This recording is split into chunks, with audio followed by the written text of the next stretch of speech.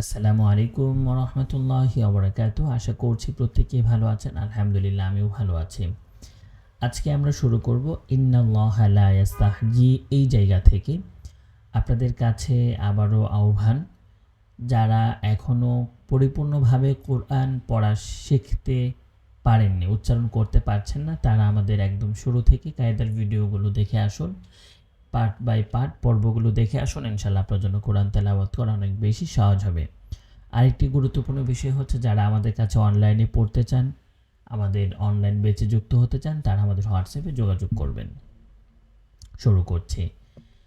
আউযু বিল্লাহি মিনাশ শাইতানির রাজীম। বিসমিল্লাহির রহমানির রহিম।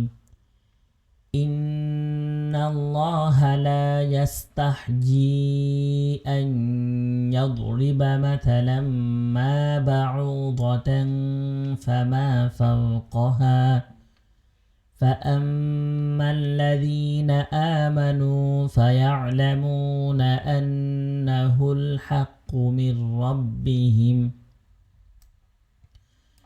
وأما الذين كفروا فيقولون ماذا أراد الله بهذا مثلا يضل به كثيرا ويهدي به كثيرا وما يضل به إلا الفاسقين الذين ينقضون عهد الله من بعد ميثاقه ويقطعون ما أمر الله به أن يوصل ويفسدون في الأرض أولئك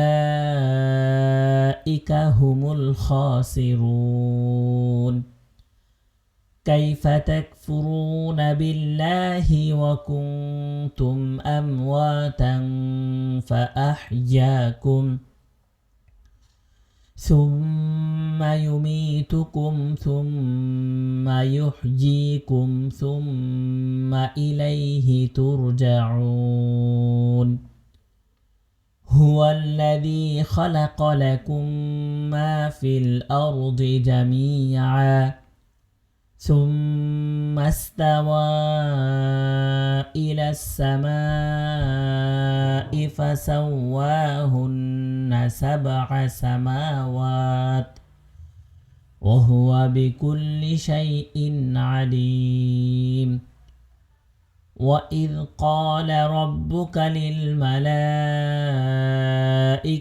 إني جاعل في الأرض خليفة قالوا أتجعل فيها من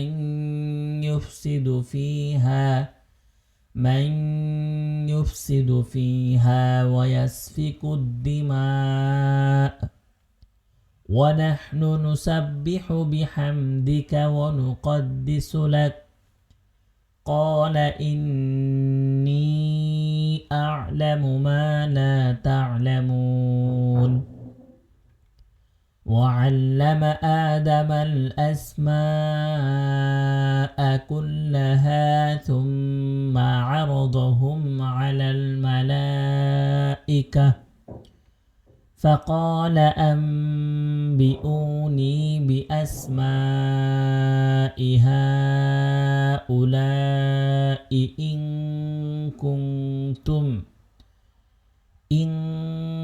কুনতুম সাদিকিন। আমাদের আজকের পড়া এই পর্যন্তই থাকবে। আগামী ক্লাসে ইনশাল্লাহ আমরা ক্বালু সুবহানাকা এখান থেকে শুরু করব। আজকে এই পর্যন্তই, ভালো থাকবেন। আর যারা আমাদের অনলাইন ক্লাসে যুক্ত হতে চান, তারা আমাদের হোয়াটসঅ্যাপ নম্বরে যোগাযোগ করবেন। জাযাকুমুল্লাহ।